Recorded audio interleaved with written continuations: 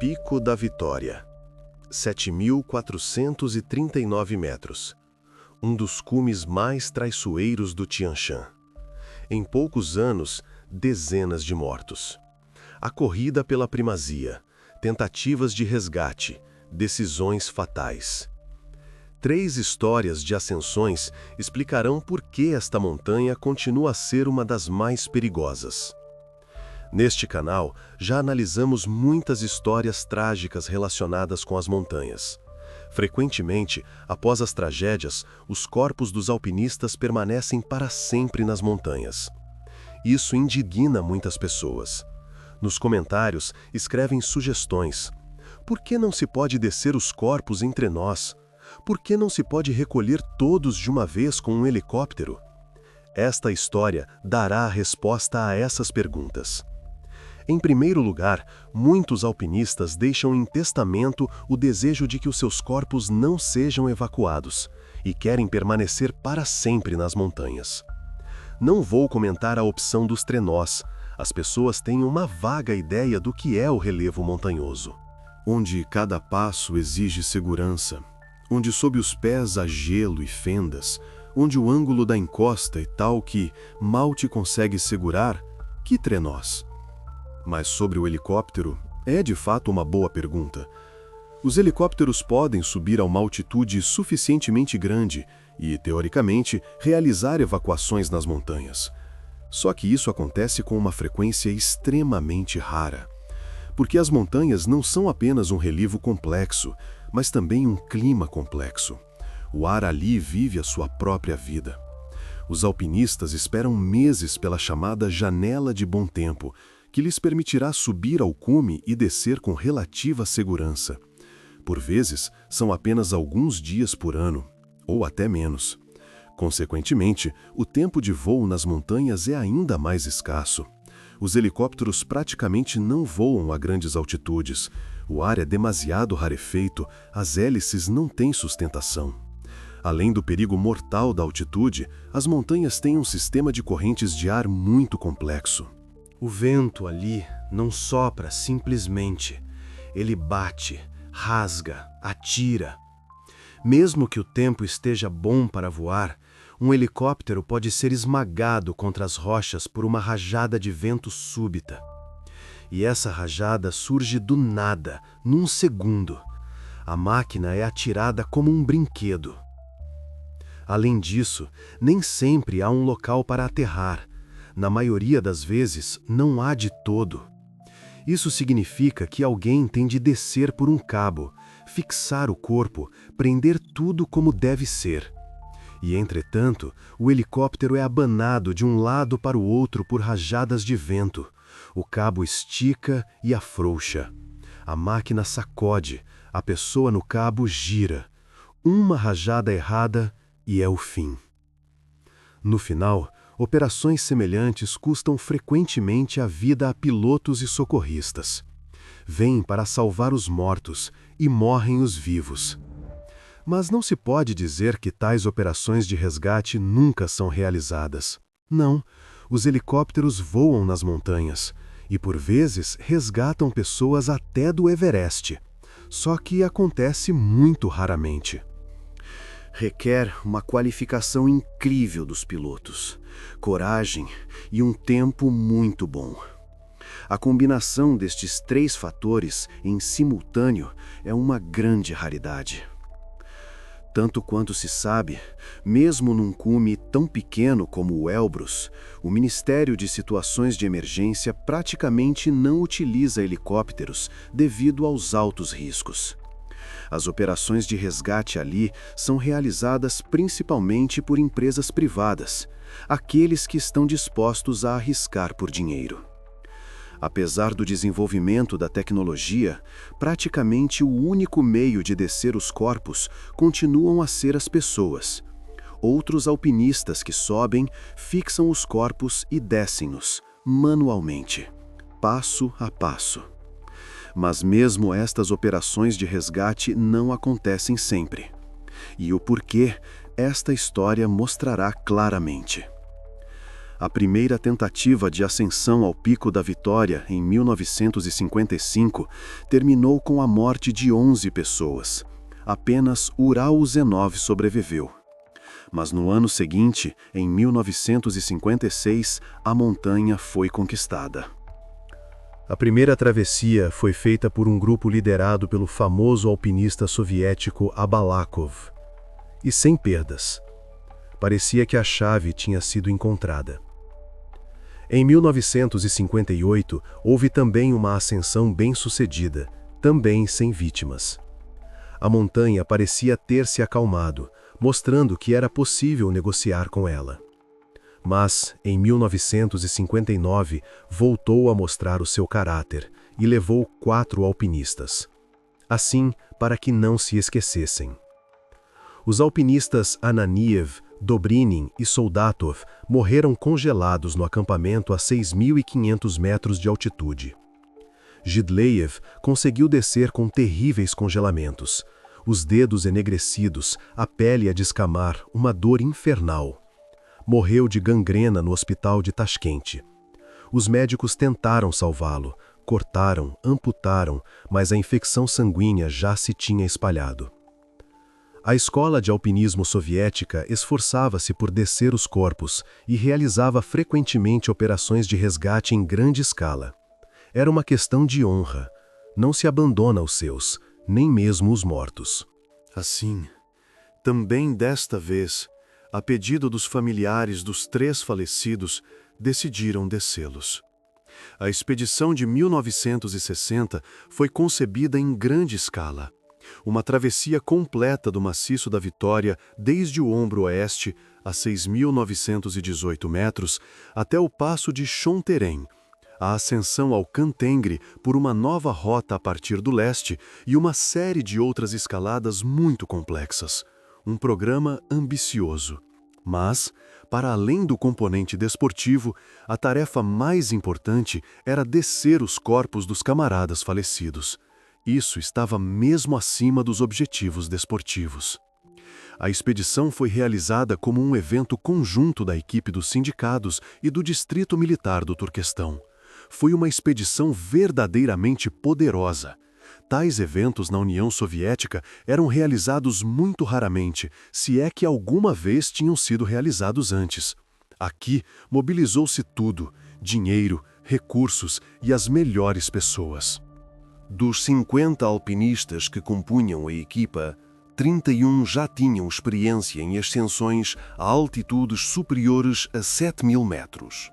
Eram, de facto, alpinistas de alta classe. Não eram novatos, nem amadores. Além disso, estavam muito bem equipados e apetrechados. Não se poupou dinheiro na expedição. O equipamento era o mais moderno, a alimentação calórica e os medicamentos em abundância. A remoção dos corpos dos falecidos foi planeada para coincidir com as saídas de aclimatação. Lógico, enquanto sobes e desces os corpos, o organismo habitua-se à altitude. E depois, quando os corpos fossem descidos, os alpinistas, com uma boa aclimatação, partiriam para a travessia do Pico da Vitória. O plano era razoável. A única coisa que preocupava os líderes era a necessidade de subir pela crista norte, propensa a avalanches. Mas não havia outra forma de chegar aos corpos dos falecidos. Os corpos estavam precisamente ali e não havia outro caminho para os alcançar. Não havia qualquer agitação entre os participantes. Pelo contrário, todos estavam com um espírito combativo. Na equipa havia alpinistas do Uzbequistão que já tinham percorrido esta rota várias vezes e conheciam bem a montanha. Conheciam o seu caráter, sabiam onde era perigoso, onde se podia relaxar. Parecia que tudo corria segundo um plano bem traçado. Havia experiência, pessoas fortes, equipamento excelente. A primeira saída ocorreu a 17 de julho. Pretendiam subir até a altitude de 5.600 metros, estabelecer ali um acampamento e deixar parte do equipamento para os trabalhos de resgate. Deixar depósitos de material é uma prática comum no alpinismo de altitude. Sobes, deixas a carga, desces. Depois sobes novamente, mas já mais leve, e a carga já te espera lá em cima. Ao subir para o planalto de 5.200 metros, os alpinistas decidem seguir uma crista pouco definida que desce do planalto para noroeste. A crista é intersectada por pequenos ressaltos, o que deveria impedir a formação de uma avalanche poderosa. A teoria é simples. Os ressaltos dividem a massa de neve em secções e uma grande avalanche não consegue ganhar força. A neve era muito profunda. A cada passo afundavas-te quase até à cintura. O grupo de 33 atletas subia com extrema lentidão. O da frente abria o trilho, limpando a neve com os pés, os outros seguiam-no. Mas a neve continuava solta, continuavas a afundar-te. As pernas ficavam terrivelmente cansadas, nem tanto pela altitude, mas por este interminável esforço de tirar as pernas daquela massa de neve. Às 14, o tempo piorou drasticamente. Começou a nevar, a visibilidade caiu para praticamente zero. À frente, vias uns 2 metros, não mais. A cordada da frente desviou-se da rota pretendida, inclinando-se para a esquerda da crista. Com tal visibilidade, é fácil perder a orientação, tudo branco à volta, tudo igual. Parte da equipa propõe voltar e seguir a rota planeada. Lógico, para que arriscar com mau tempo? No entanto, os alpinistas Kadochnikov, Nagel e alguns outros que já tinham estado várias vezes na Vitória dizem: este é um caminho seguro, não faz mal que tenhamos desviado um pouco para a esquerda. Eles conhecem a montanha, sabem melhor. Entretanto, o tempo não melhorava. A neve caía sem parar. Decidiu-se acampar e esperar. Montaram as tendas, meteram-se nos sacos-cama. Esperam pela manhã. Na manhã seguinte, o frio apertou, súbito, rigoroso. O tempo melhorou, a queda de neve parou. Até o vento acalmou, um silêncio invulgar.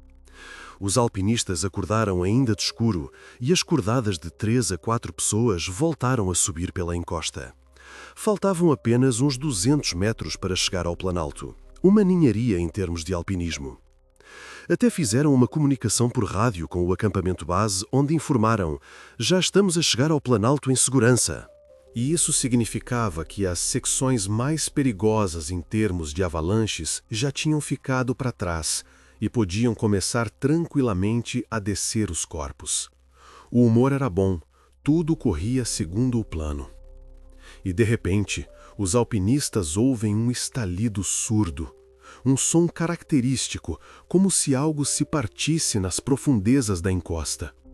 Cerca de 30 metros acima da primeira cordada, uma fenda correu pela encosta. Primeiro uma linha fina, depois alarga-se, aprofunda-se. E quase imediatamente, um enorme campo de neve de 200 por 100 metros soltou-se da encosta e começou a deslizar para baixo. Lentamente no início, depois mais rápido, arrastando consigo 29 dos 33 alpinistas. Eles estavam no centro da avalanche, não de lado, não na borda, bem no epicentro. A massa de neve simplesmente varreu-os. Eis como um dos participantes recorda o sucedido. Eu só tinha um pensamento: só não quero sufocar. A neve entra pelo nariz, pela boca, cobre o rosto. De repente, sinto que me elevo no ar, voo e caio na encosta juntamente com a neve. Uma espécie de ausência de peso, mas terrível. Passei voando, descolei, havia algo sob os meus pés. De novo um voo. Rebolas, não percebes onde é cima, onde é baixo. Passado algum tempo, paro. Desesperadamente tento sair da neve o mais rápido possível, mas não é fácil. É densa, pesada, pressiona por todos os lados. Tudo escuro à volta, os óculos cheios de neve. Tal como os meus companheiros de cordada, Potapov, Yakushin e Shilov, estou enredado na corda que nos liga. As mãos estão torcidas de forma não natural, mas de alguma forma consigo libertar-me. Os dedos não obedecem devido à tensão. Levantamo-nos e olhamos em volta. Onde estão as outras cordadas? Só este pensamento está agora na cabeça. Onde estão os outros? Alguns já estão de pé, inteiros, ilesos. A avalanche só os atingiu de raspão. Tiveram sorte. Mais abaixo, a poucos metros, algo sobressai da neve. Corremos para lá. As pernas afundam-se, mas corremos.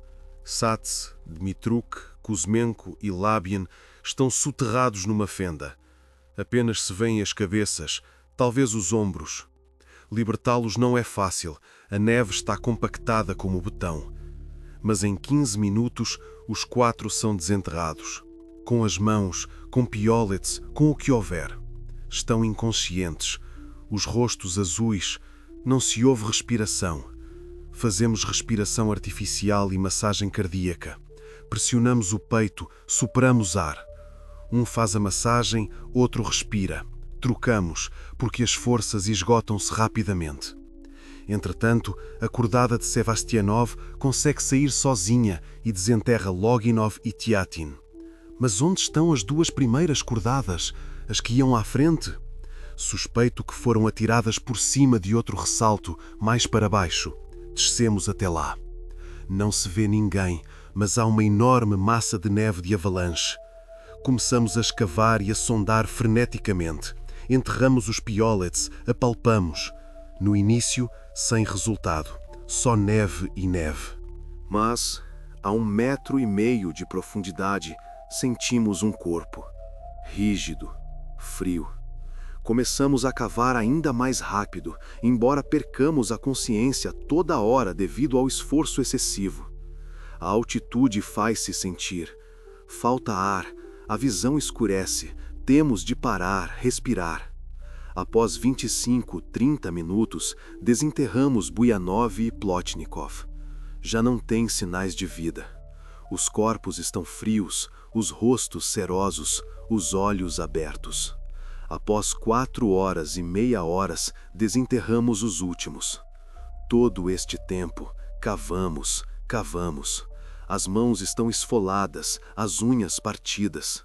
Fizemos tudo o que era possível, massagem cardíaca, respiração artificial. Pressionamos o peito até não termos mais força nas mãos. Mas as pessoas já estavam mortas. Aconteceu que as 2 primeiras cordadas, 8 alpinistas, estavam demasiado longe e simplesmente não houve tempo para os desenterrar. Eram Buyanov, Glenbotsky, Kadotnikov, Lysenko, Lishev, Ozintsev, Nagel e Plotnikov. Os mesmos alpinistas experientes que diziam que o caminho era seguro. Mas 2 dos que foram desenterrados não recuperaram a consciência e também morreram. Eram Kuzmenko e Sats Dmitruk. Foram desenterrados vivos, mas já não voltaram. O cérebro esteve demasiado tempo sem oxigênio. Os corpos dos falecidos a 19 de julho foram descidos para o glaciar Zviosdotska e no dia 20 para o acampamento base. Foram descidos manualmente, com cordas. Um trabalho pesado e terrível. No final, na tentativa de descer 3, morreram 10 dos mais fortes alpinistas. Os mesmos que deviam salvar acabaram por morrer. A expedição foi suspensa e desceu.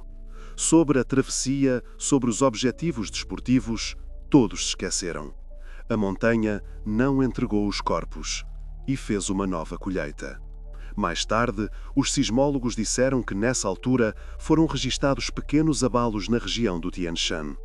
Talvez um pequeno terremoto tenha provocado a avalanche, ou talvez houvesse simplesmente neve a mais e ela deslizou por si só. Este caso é a resposta à pergunta de por que os corpos dos falecidos permanecem frequentemente nas montanhas. Aqui, a questão não é sequer o dinheiro ou o desejo de ajudar, como alguns escrevem. Simplesmente, os trabalhos de resgate transformam-se frequentemente em novas vítimas. Vêm resgatar os mortos e os vivos morrem, e o ciclo fecha-se. História 2. Em 1956, Abalakov conduziu com sucesso um grupo ao cume e fez a sua primeira ascensão. Na sua equipe estava Ural Usenov, o único sobrevivente da expedição do ano anterior, o mesmo que passou 26 horas numa fenda de gelo. A expedição de 1958 também decorreu sem perdas. Parecia que os alpinistas tinham encontrado as chaves para ascensões seguras a este pico. O cume foi conquistado, as rotas eram conhecidas, a experiência acumulada. Mas em 1959, a montanha faz uma nova colheita. Assim, só para lembrar, os alpinistas uzbeques partem para a ascensão. O grupo de ataque é liderado por Karpov. A expedição está bem equipada e, ao que parece, bem organizada. No entanto, os alpinistas uzbeques aparentemente não aprenderam nada com a triste experiência de 1955. Ou aprenderam, mas não o que deviam. Antes disso, tinham feito uma ascensão sem sucesso ao Pico Lenine, e lá ficaram com a impressão de que, para tais ascensões, a aclimatação gradual não era tão importante. Como se pudesse passar sem ela, bastava ter vontade. É preciso entender que, entre as equipes uzbeques, era popular na época a tática de atacar o cume de uma só vez. Normalmente, os alpinistas fazem uma aclimatação gradual. Sobem a uma certa altitude, depois descem e pernoitam num acampamento mais baixo. Assim, o corpo habitua-se gradualmente à altitude e ao trabalho com falta de oxigênio. O corpo aprende a viver no ar rarefeito.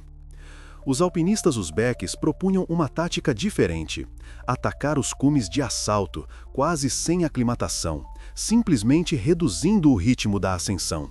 A ideia é que, se for devagar, o corpo tem tempo para se adaptar durante o percurso. Seguindo esta tática, 25 alpinistas sobem simultaneamente para a aresta norte do Pico da Vitória, uma equipa bastante grande. Aliás, na União Soviética gostava-se muito de tais ascensões em massa. Quanto mais pessoas no cume, melhor o relatório. Havia o grupo de ataque, os alpinistas que deviam chegar diretamente ao cume, grupos de apoio e simplesmente carregadores de equipamento, que, pela sua qualificação, não podiam subir acima dos 6.000 metros sobre o glaciar. Eles transportam cargas, montam acampamentos, ajudam. A ideia era esta: aqueles que perdessem as forças e sofressem do mal da montanha deixariam a carga e desceriam. Os restantes continuariam a ganhar altitude. Uma seleção natural em pleno decorrer à ascensão. Finalmente, a uma altitude de 7.100 metros, resta apenas o grupo de ataque. A última equipa de apoio desce, mas as pessoas já não conseguem suportar tal altitude e sofrem do mal da montanha. As cabeças latejam, sentem náuseas, as pernas parecem de algodão. Eles descem apenas 100 metros e, sem forças para montar uma tenda, cavam um buraco na neve. Nesse buraco, 4 pessoas passam a noite, apertadas umas contra as outras. Tremem, aquecem-se com os corpos uns dos outros. A noite parece interminável. De manhã, os membros deste grupo emitem um sinal de socorro e o grupo de ataque desce para os ir buscar. Descobrem que as pessoas estão gravemente congeladas e já não conseguem descer sozinhas. Os dedos estão pretos, os rostos inchados. É preciso evacuá-los de alguma forma, mas, de tal altitude, isso é muito difícil de fazer. Descem até a altitude de 6.700 metros e ali decidem fazer um dia de descanso para recuperar as forças. Esta é, na verdade, uma ideia louca, porque a essa altitude, sem aclimatação, não se recuperam as forças, mas morre-se lentamente. O organismo destrói-se, as células morrem por falta de oxigênio. Mas, aparentemente, eles já não conseguiam descer. Simplesmente não tinham forças. Como resultado deste descanso, a 26 de agosto, Soldatov morreu de edema pulmonar. Afogou-se no seu próprio líquido nos pulmões. No dia seguinte, 27 de agosto, conseguem descer apenas 100 metros até à altitude de 6.600 e ali morreram Dobrynin e Ananiev. Além disso, o tempo piorou drasticamente. Começou a nevar, soprou um vento de furacão. Os alpinistas simplesmente não viam para onde descer e foram forçados a esperar que o mau tempo passasse a uma altitude de 6.600 metros. A visibilidade era nula, um véu branco por todo o lado. Claro que, a essa altitude e sofrendo do mal da montanha, os alpinistas não aguentariam muito tempo. Era uma morte lenta. Começam as operações de resgate. Naquele momento, havia mais 2 equipas na montanha. Alpinistas dos clubes de alpinismo cazaque e georgiano. Os cazaques estavam mais perto. Eles chegam ao grupo de Karpov e descem com sucesso os alpinistas uzbeques que restavam vivos. Salvam-nos. Mas aqui há um ponto muito interessante. Entre os alpinistas cazaques estava o famoso Ural Usenov, o único sobrevivente da expedição de 1955, o tal herói, o sobrevivente. Naturalmente, a um alpinista tão forte fazem a proposta de participar nos trabalhos de resgate. Ao que Ural Usenov responde com uma recusa. Em 55, eles não nos salvaram. E até se recusa a sair da tenda. Fica sentado e em silêncio. De notar que o famoso alpinista cazaque Korchunikov também se recusa a participar nos trabalhos de resgate. É possível compreendê-los. Em 55, quando os alpinistas cazaques estavam a morrer, as equipes uzbeques não pararam a sua ascensão, não ajudaram, continuaram rumo ao cume. E agora o Usenov não quer arriscar a vida por aqueles que abandonaram os seus camaradas. E um ano após estes eventos, em 1960, realizou-se outra grande expedição ao Pico da Vitória. O seu objetivo era descer os 3 alpinistas que tinham morrido no ano anterior. No entanto, os ambiciosos socorristas são varridos por uma avalanche súbita. Morrem então 10 pessoas. Já conhecemos esta história. E, finalmente, a expedição de 1961. Sem dúvida, a ascensão ao Pico da Vitória era muito prestigiada para os alpinistas soviéticos, e existia uma espécie de competição não declarada entre os clubes de alpinismo. Isso é mais visível no exemplo da ascensão de 1955, quando os alpinistas cazaques e uzbeques corriam literalmente uns contra os outros para o cume, o que em grande parte levou à tragédia. Em 1961, chega a vez do clube de alpinismo georgiano, a sua vez de provar a sua força. Os alpinistas georgianos estavam entre os mais fortes da União Soviética. Além disso, a equipe georgiana já tentava há vários anos realizar esta ascensão, mas sem sucesso. Estava planeada para 59, mas, na altura, tiveram de participar nos trabalhos de resgate e descer os alpinistas uzbeques. A sua própria ascensão teve de ser adiada. Esta expedição foi liderada por Otar Ginashvili, um alpinista que gozava de autoridade tanto em Tbilisi como em Kutaisi e Svaneti. As tentativas dos anos anteriores identificaram um caminho conveniente e curto para o ombro oeste do Pico da Vitória, a partir do glaciar Diki. Por isso, o acampamento base foi montado precisamente nesse glaciar. À expedição junta-se o alpinista Kirill Kuzmin. Ele representava um dos clubes de alpinismo de Leningrado, mas nesse ano não conseguiu reunir uma equipa para a ascensão, por isso juntou-se ao clube georgiano, onde tinha muitos amigos. Era um tipo conhecido, um dos seus. O que aconteceu na montanha é conhecido principalmente através das palavras de Kirill Kuzmin, que descreveu muito bem estes eventos. Ele mantinha um diário, registando tudo detalhadamente. Obviamente, lembrando-se das tragédias dos anos anteriores, os georgianos não se apressam e não negligenciam a aclimatação. Saíram para a primeira saída de aclimatação a 8 de agosto. Não correm atrás de recordes. Eis como Kirill Kuzmin recorda o sucedido. No glaciar, e especialmente na crista, há muita neve. Onde no ano passado se subia quase 1000 metros num dia, agora fazemos no máximo 200. Abrimos uma trincheia à nossa frente com pás de avalanche e a neve continua a cair. Felizmente, a rota segue pela crista e as avalanches não são uma ameaça aqui. Assim, avançando pela crista, escavamos grutas espaçosas, deixamos nelas reservas de equipamento e alimentos e descemos para o acampamento base. Ao mesmo tempo, outro grupo faz um depósito sob o passo de Chonteren. A 13 de agosto, todos os grupos regressaram ao acampamento base. Destes registros, ficamos a saber que a montanha recebeu os alpinistas com neve profunda. Analisando as expedições dos anos anteriores, pode-se dizer: as quedas de neve foram uma das causas das tragédias. Movendo-se através de neve profunda, os alpinistas, muitas vezes sem uma aclimatação adequada, gastavam todas as suas forças e já não conseguiam subir nem mesmo descer. As forças não eram gastas a lutar contra a altitude, mas a lutar contra a neve.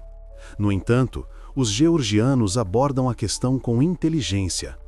Primeiro, fazem uma aclimatação mais ou menos normal, e segundo, fazem grutas e depósitos a diferentes níveis, para que em caso de descida de emergência possam abrigar-se ali e encontrar o equipamento necessário. Uma segurança para qualquer eventualidade. A saída para a travessia está marcada para 17 de agosto. No grupo de ataque, há 6 participantes. O líder é Jumber Medzmaria Giaviashvi. A expedição também incluiu o lendário alpinista georgiano Mikhail Kerdiani, um dos alpinistas mais fortes da União Soviética, uma personalidade em nada inferior ao Zabalakov. Além disso, nesta expedição, ele leva o seu primo mais novo e homônimo absoluto, também Mikhail Hergiani. Para não haver confusão, vamos chamá-lo de Hergiani Júnior. A equipe também incluía Teimoras Kukinianidi, Iliko Gabliani e Kuzmin, que se juntou a eles. Atrás do grupo da travessia, com a tarefa de subir ao cume pelo ombro oeste, sai um grupo liderado por Otar Hazaradze.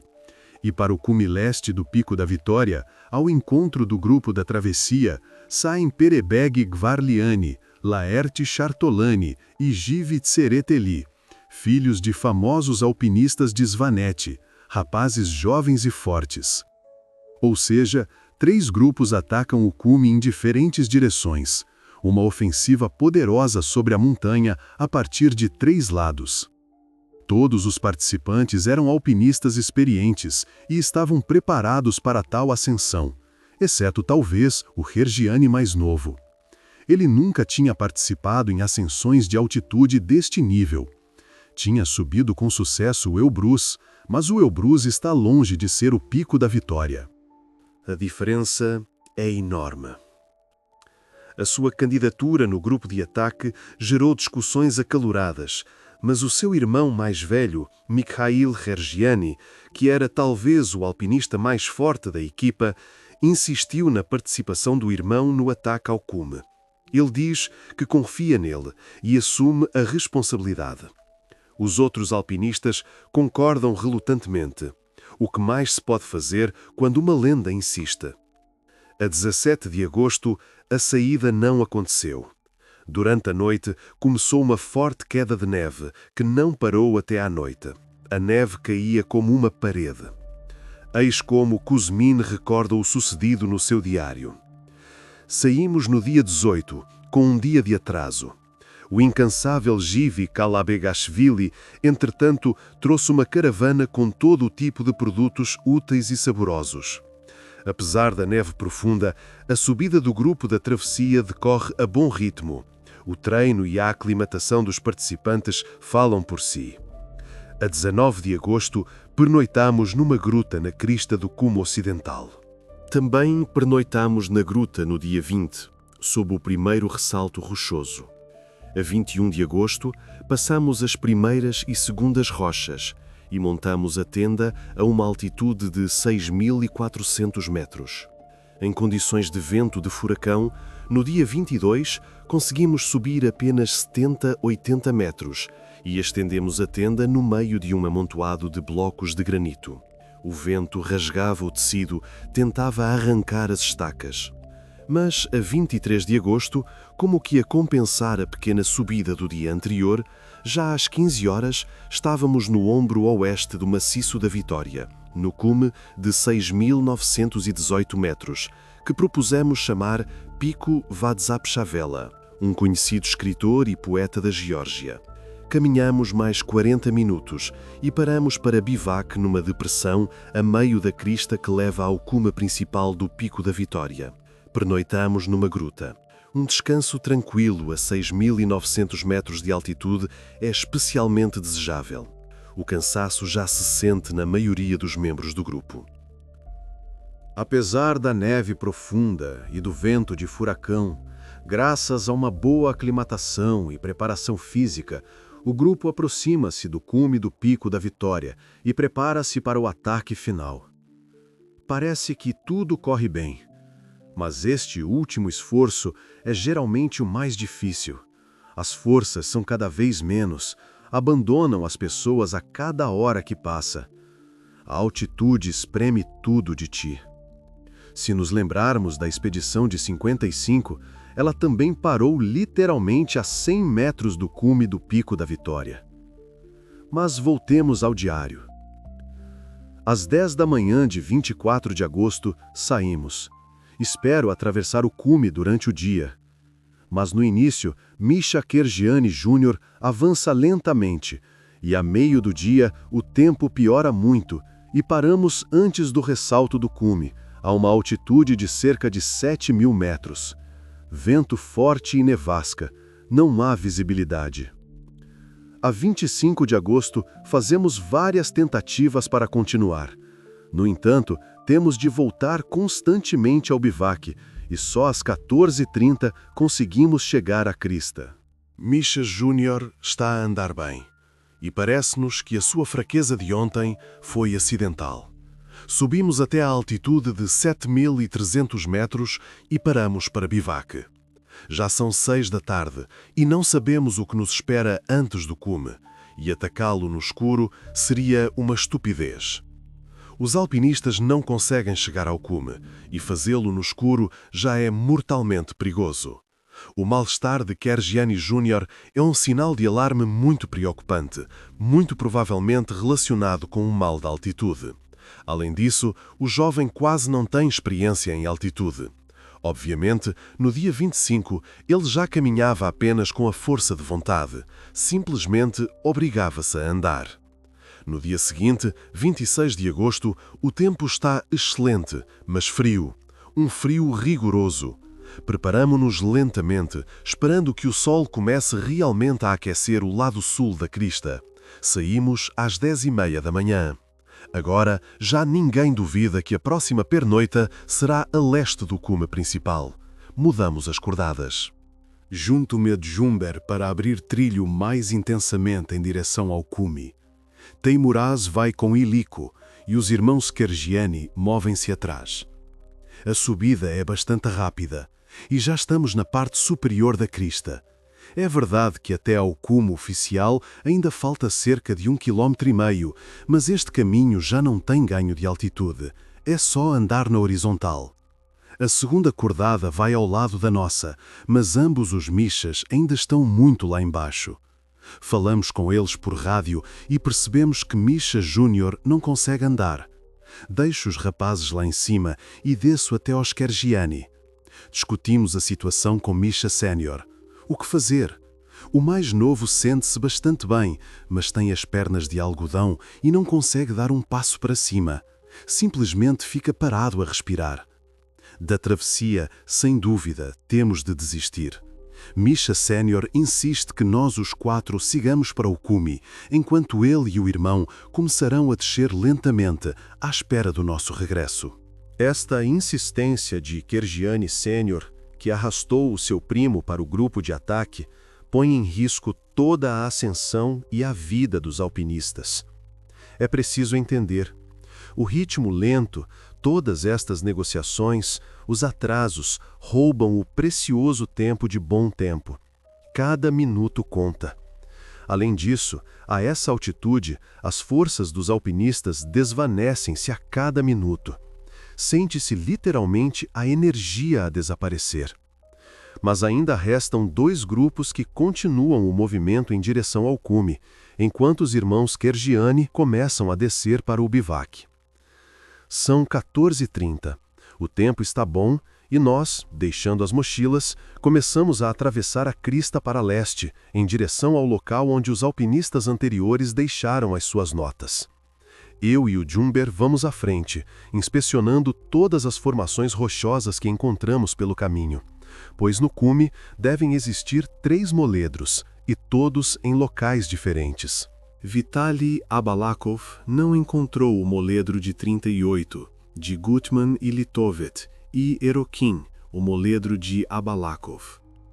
Teimuraz e Iliko vão aparentemente mais devagar do que nós, por isso logo os perdemos de vista atrás das irregularidades da crista. Os nossos rastros indicar-lhes-ão a direção, por isso não perdemos tempo à espera da segunda acordada. Às 17 horas, estamos na zona do cume oficial. Encontramos o moledro de Abalakov sem dificuldade, pegamos na sua nota e deixamos a nossa em russo e georgiano.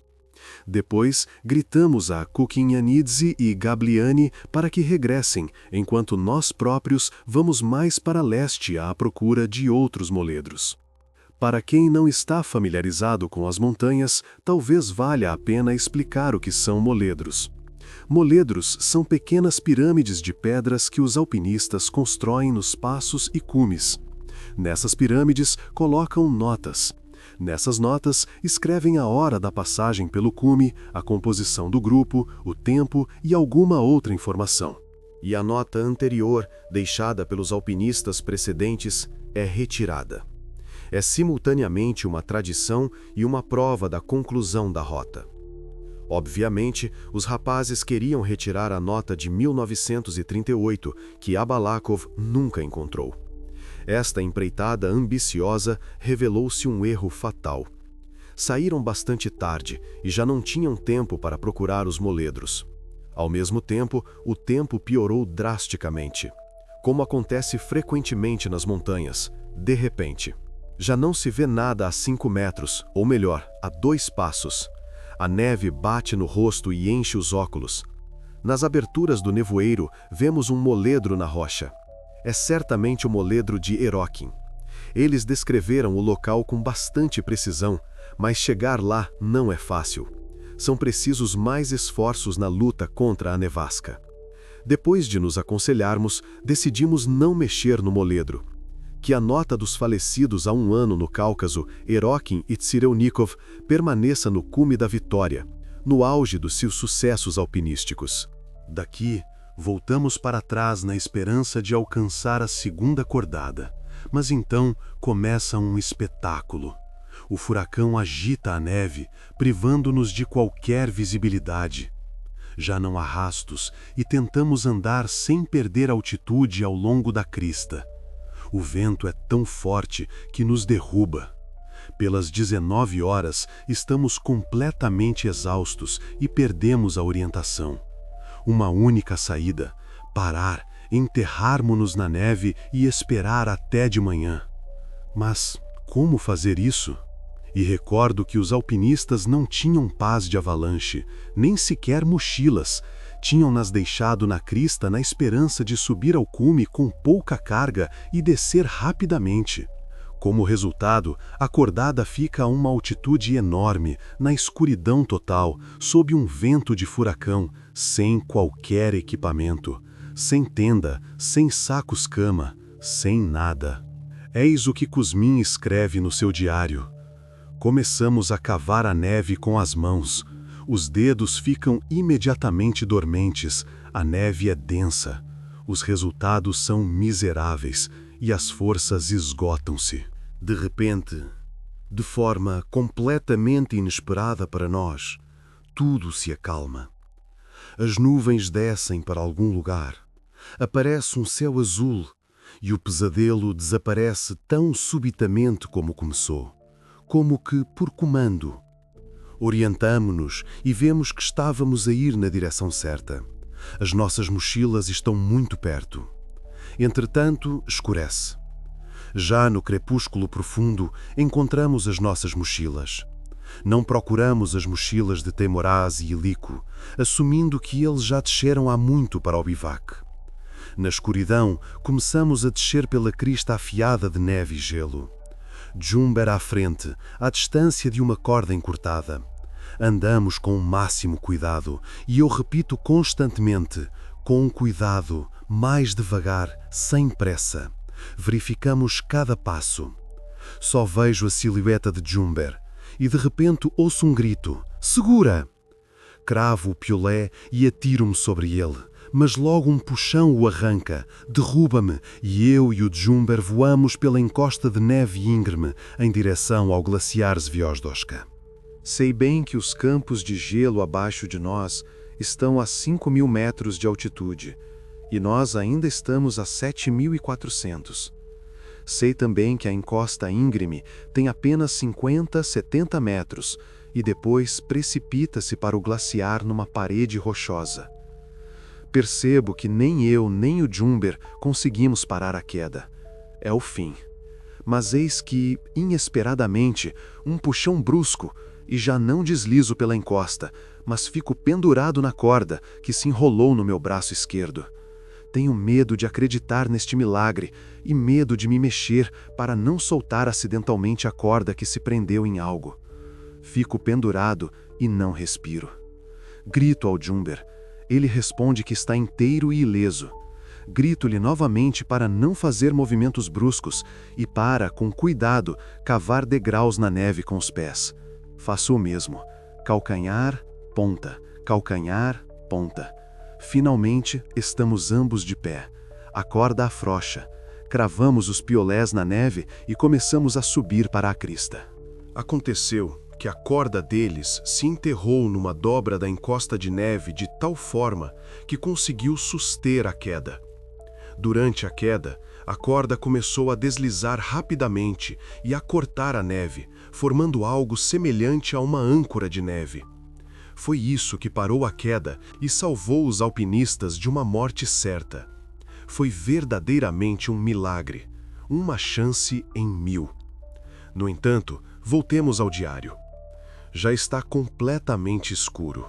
O bivac dos nossos camaradas está a 100, 150 metros mais abaixo, mas decidimos pernoitar onde estamos.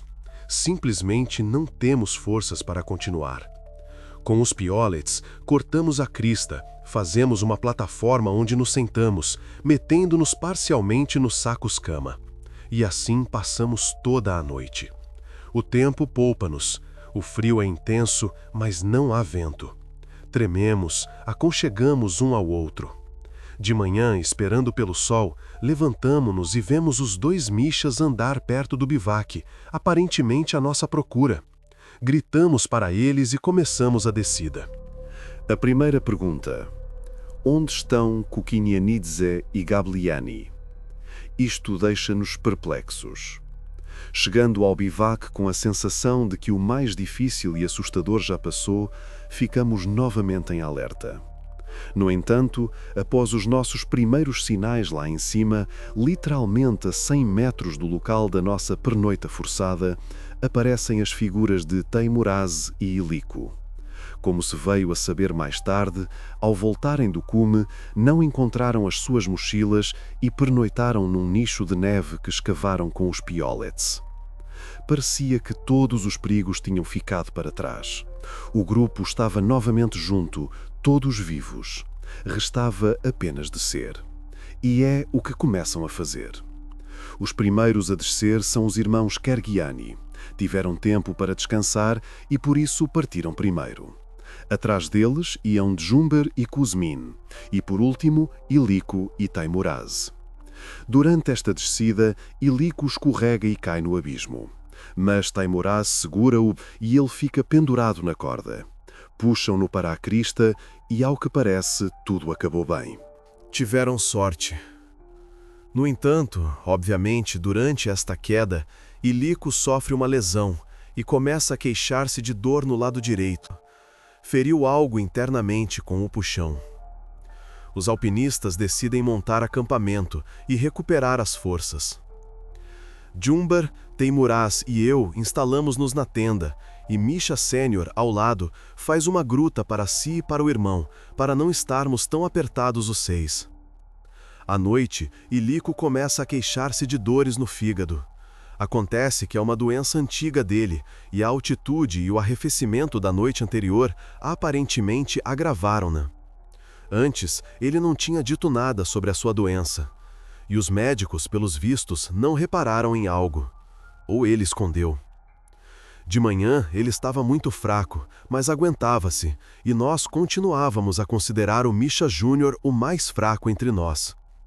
Decidimos novamente deixar os dois irmãos Kergiani ir à frente, e nós, saindo mais tarde, apanhá-los e íamos. Preparamo-nos lentamente. Ajudamos Ilico a vestir-se, e ele é o primeiro a sair da tenda para se aquecer ao sol. Cerca de 15 minutos depois, Jumber chamou Ilico, mas ele não respondeu. Está sentado numa saliência rochosa, como se estivesse a dormir, a cabeça caída sobre o peito. Saímos todos a correr da tenda, e tornou-se claro para nós que não era um sono, mas a morte silenciosa do nosso maravilhoso camarada. Simplesmente sentou-se e morreu. Jumber corre atrás dos Kergiani que já tinham partido, alcança-os e aconselha-se com Misha Sênior. Tomamos a decisão conjunta de enterrar Ilico aqui, nas rochas do Pico da Vitória, a 7.000 metros de altitude. Isto contradiz as tradições de Svaneti, mas não temos outra escolha. Fazendo um túmulo de pedras, deixamos o corpo de Ilico, aqui. Esta doença antiga, sobre a qual Ilico se calou, tira-lhe a vida. Nas montanhas, a grande altitude, com falta de oxigênio e enormes esforços físicos, o corpo humano trabalha no limite das suas capacidades. E todos os pontos fracos, problemas e doenças agravam-se instantaneamente. Além disso, o agravamento dos problemas de fígado pode ter sido causado pelo forte puxão durante a queda da rocha. Os órgãos internos foram danificados. Mas, como acontece frequentemente nestas histórias, uma desgraça nunca vem só. Na subida para o cume Vaja Pchavela, Misha Júnior recusa-se novamente a andar. Fica simplesmente parado. Mas aqui já não falta muito para a descida. Puxamo-lo com a ajuda de uma corda. Organizamos a pernoita 150 metros abaixo do cume. Chega o dia 29 de agosto. O tempo está limpo, mas gelado. Decidimos novamente deixar os irmãos Kergiani ir à frente. Misha Júnior desce bastante bem e eles desaparecem rapidamente atrás da dobra da crista. O nosso trio, depois de desmontar o bivac, também começa a descida. Kukinianide tem os pés congelados e não consegue calçar os crampons. As botas de Jumber têm pregos que não são muito seguros no gelo. Por isso, ambos descem com a corda toda e depois recebem-me com segurança por baixo. Os meus crampons agarram bem. Assim descemos até as rochas íngremes superiores e depois pelas rochas. Antes da última parede rochosa, Jumber e Teimuraz esperam por mim para me ajudarem a descer esta parede, pois o meu braço esquerdo, depois da queda lá em cima, praticamente não funciona. Dói, está inchado. Juntamo-nos numa saliência. A descida daqui é de apenas 10, 12 metros. Jumber passa a parede com segurança por cima. O que fazer nós? Teimuraz propõe organizar um rapel. É sensato. Fixamos uma fita a uma saliência da rocha e eu desço primeiro. Chego à neve, solto-me da corda e sento-me ao lado de Jumber. Desce Teimuraz. Faltam-lhe já 2 passos para a neve e levantamo-nos para o libertar da corda e continuar a descida. Mas é precisamente nesse momento que algo acontece lá em cima e a corda afrouxa. Teimuraz, com um grito, afasta-se das rochas e, juntamente com a corda, rebolando pela encosta de neve íngreme, voa para baixo, desaparecendo atrás da dobra da encosta. O grito desvanece-se ao longe. Pelo caminho, ele atinge Jumber. Este cai, mas consegue parar rapidamente. Em troca, cai-lhe logo uma pedra de cima, que provavelmente cortou a corda lá em cima. A pedra atinge a mão de Jumber. Parece-nos que, para além da dobra da encosta de neve, há uma plataforma, e Teimuraz pode ter parado nela. Fica a cerca de 200 metros de nós. Tiramos tudo o que é supérfluo das mochilas, deixamos a tenda. Teremos de descer sem segurança, pois já não temos corda. Ambas as cordas voaram para baixo. Com cuidado e lentamente, descemos pelo caminho da nossa subida, para depois atravessarmos a encosta ao nível de uma possível paragem de Teimuraz. Andamos com muita insegurança. Cada passo é um risco. Num corredor rochoso íngreme, sinto a mochila a empurrar-me para longe da rocha. Estou prestes a cair no abismo. Mas nesse momento, Jumber, que desceu à frente, segura-me e tudo corre bem. Finalmente, estamos na plataforma de um dos nossos bivaques, a altitude de 6.400 metros. Daqui, decidimos atravessar para a direita. No início, há neve na encosta e os degraus aguentam bem. Gradualmente, a camada de neve torna-se mais fina. É preciso cortar degraus no gelo por baixo. Jumber vai à frente. Às minhas repetidas sugestões para me deixar passar à frente, ele responde com silêncio. Está a ser-lhe muito difícil. Ele é o líder do grupo e um amigo próximo de Teimuraz. O líder do grupo não deixa Kuzmin passar à frente, embora este obviamente estivesse menos cansado, e tinha crampons que agarravam bem no gelo. Mas Jumber foi dominado pelas emoções, sentimento de culpa, dor, responsabilidade. Já não falta muito para o local de onde devemos ver todo o percurso da queda de Kukinhani-Dese. Jumber, por alguma razão, vira-se de frente para a encosta, e nesse mesmo momento o seu pé escorrega do degrau e os pregos deslizam no gelo. Que pena que não fossem crampons. Os dentes da frente teriam, sem dúvida, assegurado a paragem. Jumber cai na encosta, tenta segurar-se com o piolete, mas este escapa-lhe das mãos. Primeiro lentamente, e depois cada vez mais rápido, Jumber desliza para baixo e desaparece de vista atrás da curva do couloir. Sem som. Assustador. Fico parado a olhar na sua direção, incapaz de fazer o que quer que seja para o salvar. O couloir íngreme de 400 metros abaixo de mim conduz a uma área de terreno extremamente desafiador e vertical em direção ao glaciar Zvezdochka. Não me lembro de como voltei para a plataforma de onde começamos a travessia da encosta, e começo a descer lentamente. O pensamento funciona com dificuldade, como num delírio. Quando e onde me aguardará um destino semelhante nesta tragédia absurda? Apenas movo as pernas automaticamente. Só nos troços difíceis me mobilizo na luta pela vida. Tenho um medo especial de sobrecarregar acidentalmente o braço esquerdo e não aguentar o choque da dor. Tenho pela frente, no mínimo, 1.400 metros de descida até encontrar pessoas e escalada em troços íngremes de gelo e rocha. Os Hergiani já estavam longe. Tento chamá-los, mas eles, claro, não me ouvem. E, passado algum tempo, vejo-os muito abaixo, na crista de neve. Figuras minúsculas. Só ao crepúsculo, a 5.000 metros de altitude, sou encontrado pelo gigante georgiano Avtandil Aflediani. Ao saber do sucedido, ele cobre o rosto com as mãos e senta-se na neve. Os seus ombros tremem com os soluços. Chora, sem vergonha. Chegamos ao campo base a 30 de agosto. Aqui já todos sabem. Com o telescópio, observaram a queda de Teimuraz e o deslize de Jumber.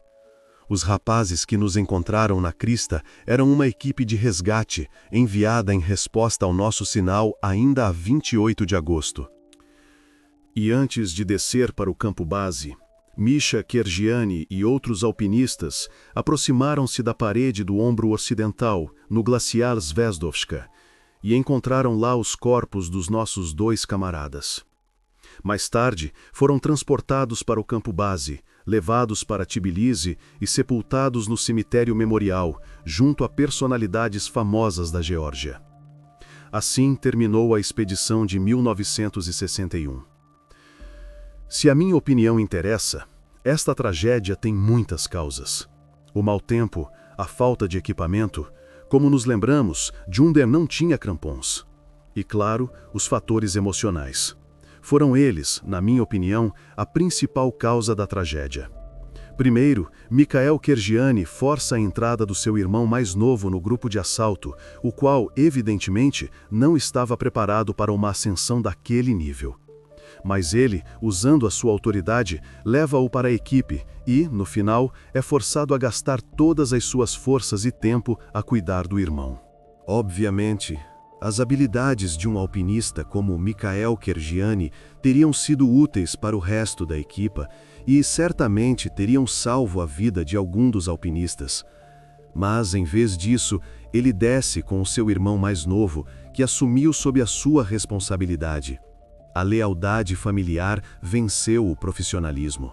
Depois, o comportamento no cume, onde procuram os marcos de pedra por muito tempo, obviamente guiados por alguma ambição e pelo desejo de recolher todas as notas. Prestígio, tradição, tudo isso é importante, mas não mais importante que a vida. Depois, a doença oculta de Ílico, sobre a qual ele se calou e ninguém sabia. Se na avaliação médica tivessem descoberto que ele tinha problemas de fígado, muito provavelmente não o teriam autorizado a fazer esta ascensão. Mas ele não disse nada, queria chegar ao cume a qualquer custo. E também o comportamento do líder do grupo, Jumber, que se deixou levar pelas emoções e não deixou Kuzmin passar à frente, embora este tivesse crampons, o que levou à sua queda. Talvez esteja enganado, mas foram precisamente estes subtis fatores emocionais que levaram ao que aconteceu. Embora, talvez, fosse precisamente por essas emoções, pela amizade verdadeira, pelo risco real e por uma vida verdadeiramente intensa, ainda que curta, que eles iam para as montanhas. Talvez seja esse o sentido de tudo. História 3. No verão de 1955, desenrolou-se um drama quase esquecido. Uma competição entre alpinistas de Tashkent e de Almaty pelo direito de serem os primeiros a subir a um cume sem nome, o segundo mais alto da URSS. Mais tarde, seria chamado de Pico da Vitória. Mas para compreender a dimensão da tragédia, é preciso começar não em 1955, mas em 1988. Alpinistas soviéticos preparavam-se para a ascensão ao Kangchenjunga, um 8.000 dos Himalaias com 8.586 metros de altura. O evento era de grande responsabilidade. Uma rota extremamente difícil, acrescida das dificuldades de viajar para o estrangeiro. A preparação durou 2 anos e culminou numa travessia de treino do Pico da Vitória. A rota assemelhava-se em parte à dos Himalaias, embora a altitude fosse menor. Ao realizar a travessia perto do cume, o grupo deparou-se com o acampamento da expedição de 1955. Tudo parecia como se as pessoas tivessem acabado de partir. Tendas, equipamento, roupas. O tempo parecia ter parado. Não havia corpos. Nos anos 50, uma equipe de busca tinha-os descido. O líder, Konstantin Kuzmin, descreveu mais tarde o que viu. Aproximamo-nos do local onde a corda está fixa.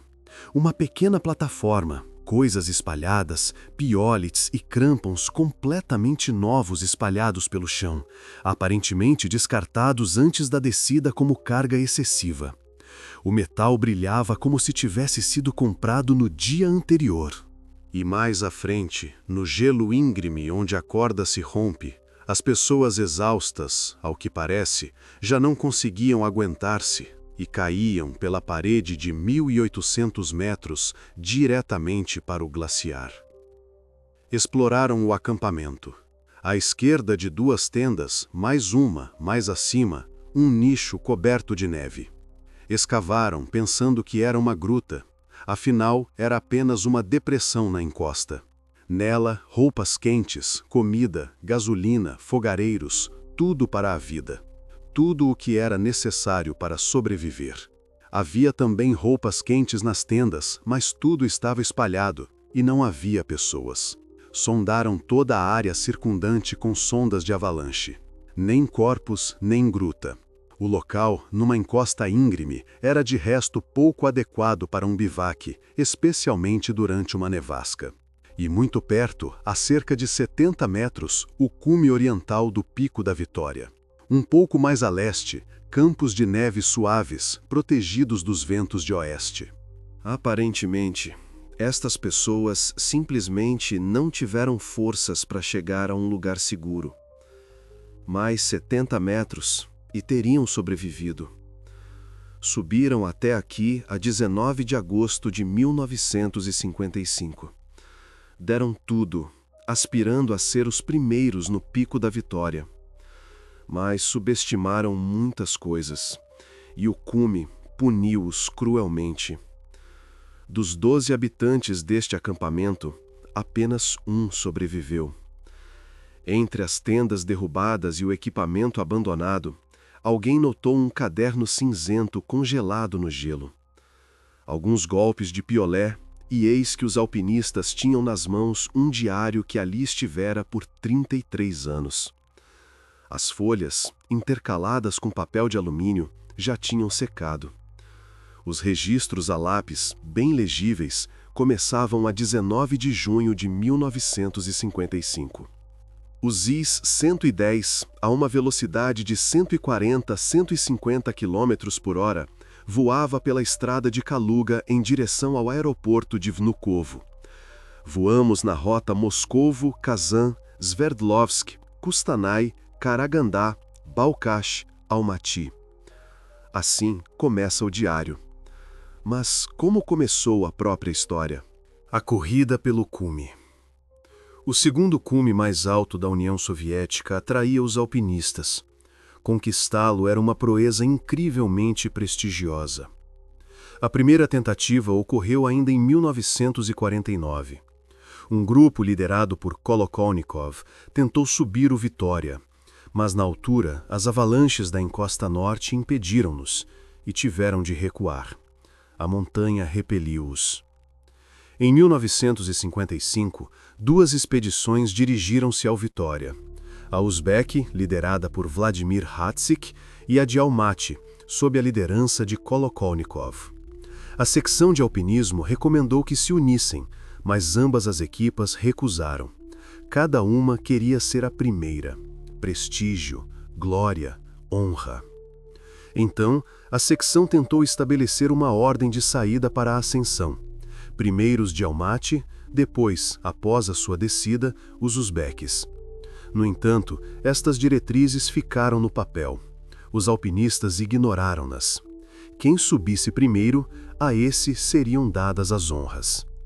A ascensão começou em separado. Os de Tashkent pela encosta norte, os de Almaty pela crista leste. Uma verdadeira corrida. Quem era mais rápido? Quem era mais forte? Registros do diário, 3 a 5 de julho. Preparação para a saída. Recebemos notícias desagradáveis. Hatzik partiu mais cedo para a zona do Pico da Vitória. Ele tem uma grande caravana, 70 cavalos e 50 pessoas. Nós temos apenas 30 cavalos e 26 pessoas. Evidentemente, os de Almaty estavam a perder para os de Tashkent, tanto em recursos como principalmente em tempo. Estavam atrasados e tentavam recuperar o tempo perdido. A pressa é uma má aliada nas montanhas. A 14 de agosto, apenas um dia após a chegada do grupo principal ao campo base no glaciar Zvezdoksha, a equipa de Almaty parte para o assalto ao Vitória. Decidiram conquistar a montanha de assalto. Eram atletas fortes, com muitos anos de experiência em ascensões bem-sucedidas. Em julho, já tinham feito saídas de treino, mas, apesar da experiência e dos treinos, subir a uma altitude de 7.000 metros, quase sem aclimatação, revelou-se uma tarefa extremamente difícil, mesmo para tais mestres. Os alpinistas cazaques simplesmente não tinham tempo para a aclimatação. Os uzbeques estavam nos seus calcanhares, tendo já iniciado a subida pela encosta norte a 15 de agosto. Respiravam-lhes na nuca.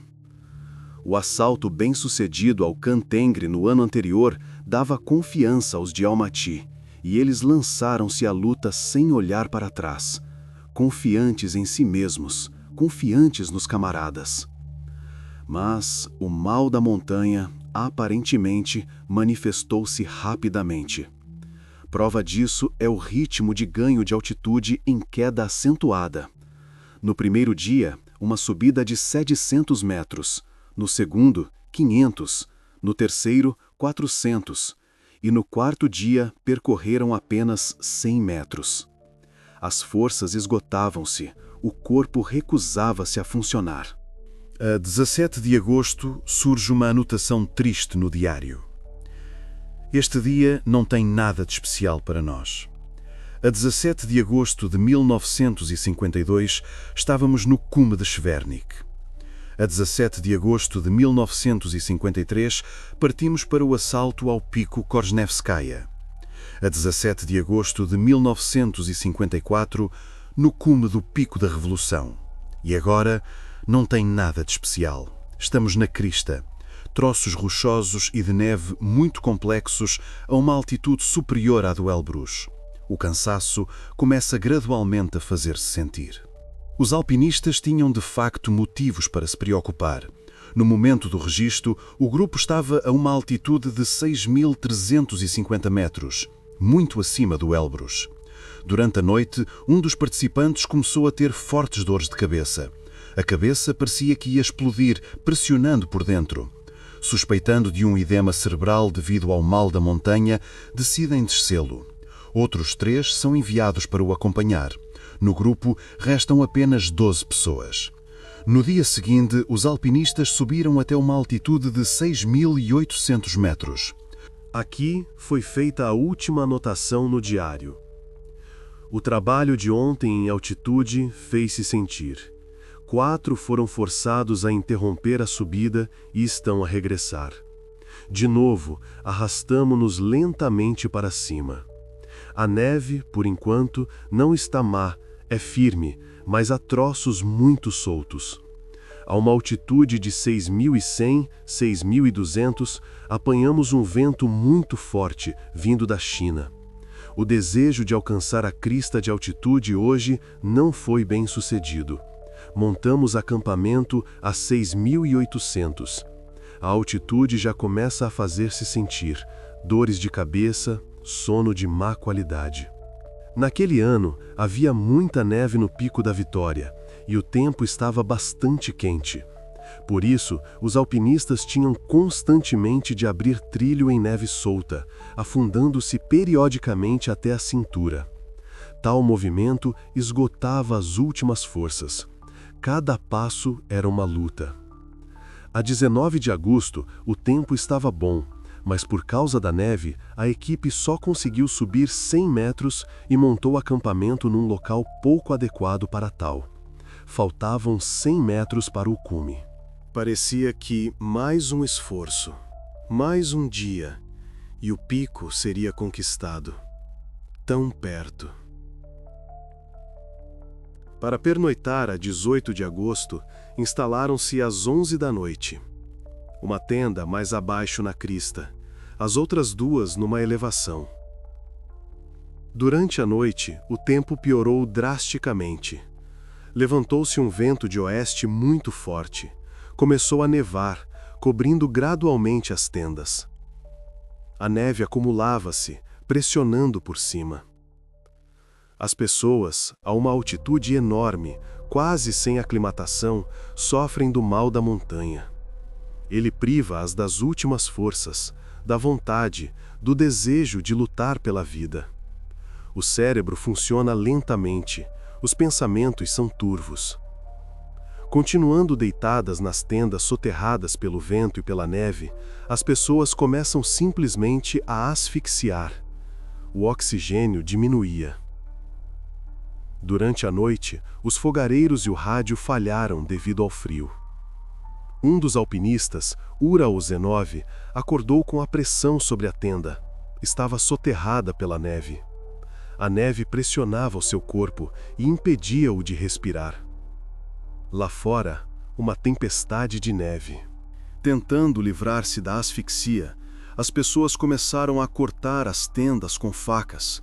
Através dos cortes, a neve entrava, e com ela veio o frio. O vento gelado irrompia, queimando o rosto. Os alpinistas começaram a remover a neve com as mãos.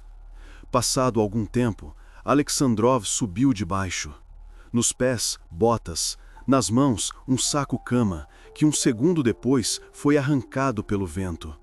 Relampejou e desapareceu na escuridão. Ele informou que a tenda de baixo tinha sido soterrada pela neve e que as pessoas estavam a morrer de frio. Os alpinistas fixaram uma corda, desceram e subiram Shipilov, Solodonivkov e Sherepanov. Das 3 tendas, apenas uma permanecia de pé.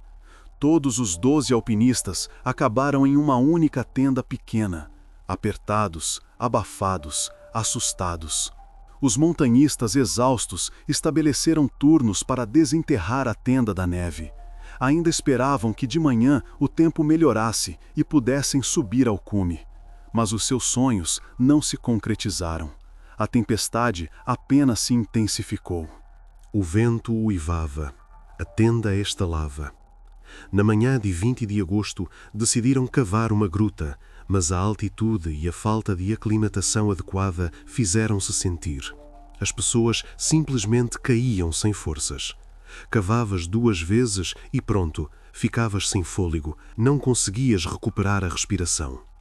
Não conseguiram escavar uma gruta adequada. O vento tinha levado a neve e por baixo havia gelo. Já não tinham forças para quebrar o gelo. A gruta mais parecia um pequeno nicho na neve, onde se amontoaram 12 alpinistas a congelar. Nesse momento, instala-se o pânico e a apatia no grupo, causados em parte pela privação de oxigênio.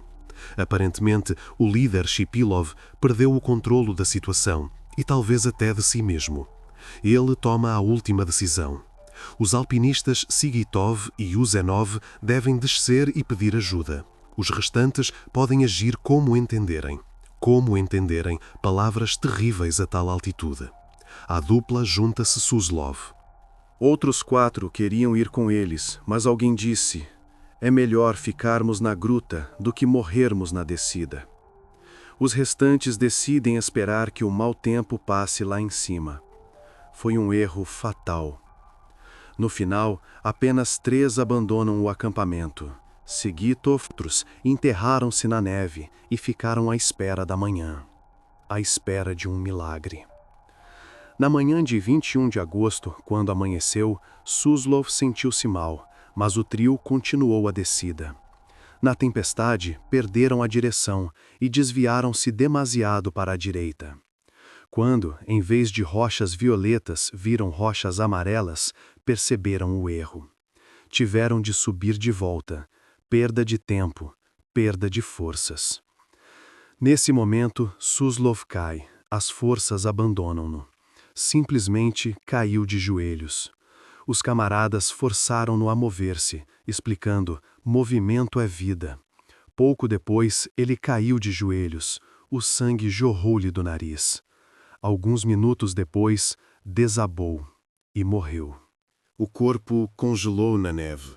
Ficando apenas os 2, os alpinistas decidem. Ural Lusenov ficará junto ao corpo do falecido para não o perder, e Sigitov continuará a descida e pedirá ajuda. Uma decisão muito estranha do ponto de vista do alpinismo. De tal altitude, nem sempre se recuperam os corpos. E a decisão de guardar um corpo, arriscando a vida de um alpinista vivo, à primeira vista desafia a lógica. No entanto, a explicação para este ato surgirá mais tarde. Suslov não era um alpinista comum. O Zenov cavou uma pequena gruta na neve e passou lá a noite toda. Tremia, soprava para as mãos, lutava contra o sono. A 22 de agosto, o tempo não melhorou. Ural começa a sentir que está a congelar. Os dedos já não sentem, o rosto está dormente. Então, toma a decisão de deixar o corpo de Suslov e começar a descer. Livrou-se do equipamento extra e começou a descer. A 5.800 metros de altitude, viu os rastros de Sigitov a escorregar, como se ele tivesse tentado segurar-se, mas não conseguiu. Sulcos na neve, arranhões de piolé. Mais tarde recordou. Encontrei os rastros de Sigitov, que terminavam num sulco de deslizamento e se precipitavam na direção da passagem de Schonterren. Ural Usinov continuou a descida durante todo o dia e toda a noite seguinte.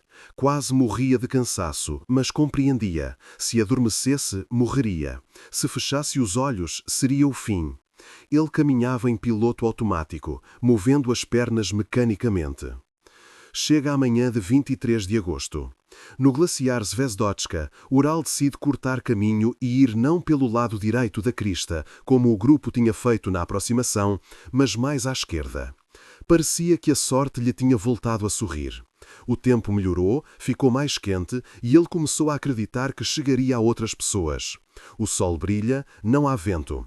Mas às 12, a descida foi interrompida.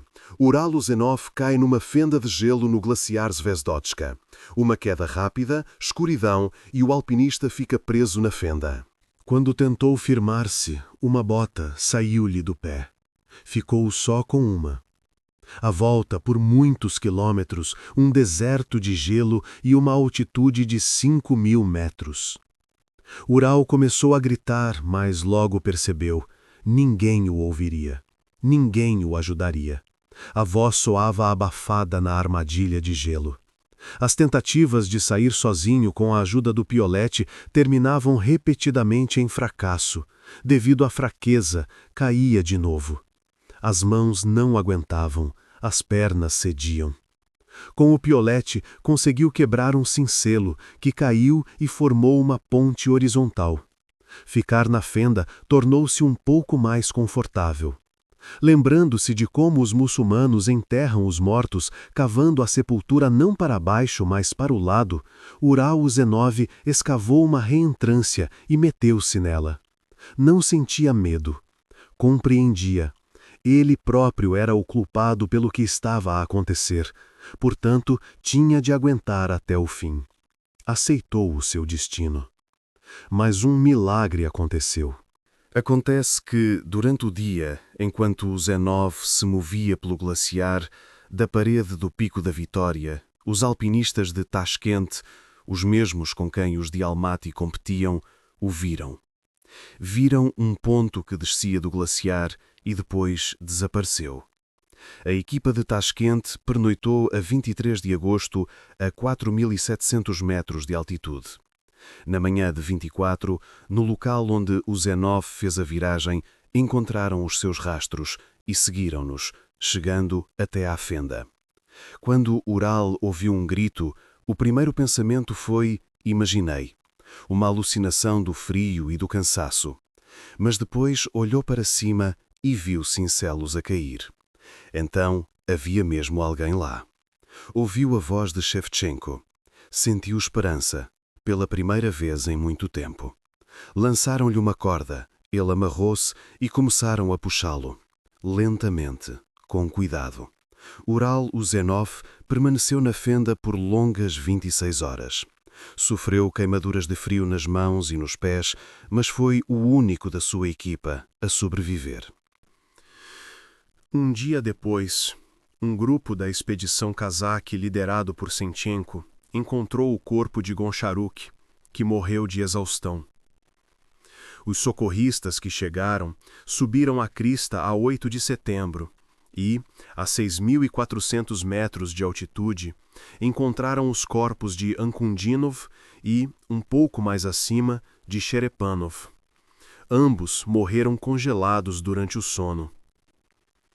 A 6.930 metros de altitude, encontraram 2 tendas rasgadas, pertences e equipamento. Mas não havia corpos no acampamento, apenas uma corda rompida, descendo para o abismo. Possivelmente, as pessoas exaustas não conseguiram segurar-se e caíram da parede de 1.800 metros diretamente para o glaciar. Mas isso já ninguém saberá. Os seus corpos nunca foram encontrados. Os corpos de Suslov, Sigitov, bem como dos restantes 6 membros da expedição, Shipilov, Akishev, Alexandrov, Solodovnikov, Rispayev e Sedianov, até hoje não foram encontrados. Identificar o autor do diário, encontrado a 27 de julho de 1988, revelou-se fácil. De Moscovo, foram enviados 3 montanhistas para reforçar a equipa da expedição, Suslov, Sedjanov e Rispayev. Nas ascensões mencionadas no diário, participaram Sedjanov e Rispayev. Consequentemente, o diário pertencia a Rispayev. Mas quem era Suslov permaneceu um mistério para muitos durante anos. A seguir, acontecem eventos muito invulgares. Quase de imediato, é organizada uma operação de busca nas montanhas de uma escala incrível para a União Soviética. Naqueles anos, normalmente nem sequer se desciam corpos de tal altitude. Mesmo salvar alpinistas vivos de uma altitude de 7.000 metros era uma tarefa quase impossível. Mas aqui, os socorristas não só encontram os corpos dos mortos, como também procuram os desaparecidos por muito tempo a uma altitude de quase 7.000 metros. Foi uma operação de busca simplesmente irreal para aqueles anos. Além disso, foi, obviamente, classificada. No entanto, nada de invulgar. Naqueles anos, a maioria dos acidentes e tragédias nas montanhas e no turismo era secreta. Era mais a norma. Mas há mais alguns pormenores. Na equipe dos falecidos, havia um participante misterioso, um tal Suslov, sobre o qual praticamente não havia informação. E ele era nada mais, nada menos que o sobrinho de um membro do Politburo do Comitê Central, Mikhail Suslov, um dos líderes do país. É por isso que o C9 guardou o seu corpo. Ele compreendia que, caso contrário, haveria grandes problemas. Por isso, as operações de resgate foram supervisionadas pelo primeiro vice-presidente do Conselho de Ministros da URSS, Anastas Mikoyan. A cúpula do país procurava um familiar seu. Isso explica também os IS-110. Alpinistas e turistas comuns não tinham acesso a tais carros. Isso explica também a escala da operação de busca. O que aconteceu ao alpinista sobrevivente, Ural C9? A este montanhista poder-se-ia dedicar um artigo inteiro. Ele tem uma biografia muito interessante, com inúmeras ascensões incríveis e difíceis. Ele não deixou as montanhas, não se quebrou depois de tudo o que passou. Logo no ano seguinte, em 1956, como parte do grupo de Abalakov, ele realiza a primeira ascensão do Pico da Vitória e sobe a montanha que os seus camaradas não conseguiram conquistar. Sobe ao local onde os seus amigos morreram. Ural Usenov continuou a fazer ascensões de alta altitude até 1969, quando, nas encostas do Khan Tengri, viu morrer à sua frente Yuri, o filho do seu amigo Evgeny Kolokonikov. Então, ele prometeu não fazer mais ascensões e dedicou-se ao trabalho de treinador. Transmitiu a sua experiência aos mais jovens. Ural Usenov faleceu a 2 de maio de 2015, tinha 85 anos. Assim, 3 histórias de uma montanha mostram por que o alpinismo não é apenas um desporto, é uma luta com a natureza, consigo mesmo, com as circunstâncias. Por vezes essa luta termina em vitória, outras vezes em tragédia. O Pico da Vitória continua a ser um dos cumes mais perigosos do Tian Shan. E não se trata apenas da altitude ou da dificuldade técnica. Trata-se do facto de a montanha exigir dos alpinistas uma preparação impecável, uma excelente aclimatação, decisões corretas e uma boa dose de sorte. E também exige humildade. A compreensão de que o cume nem sempre está ao nosso alcance e que, por vezes, a decisão mais sábia é voltar para trás.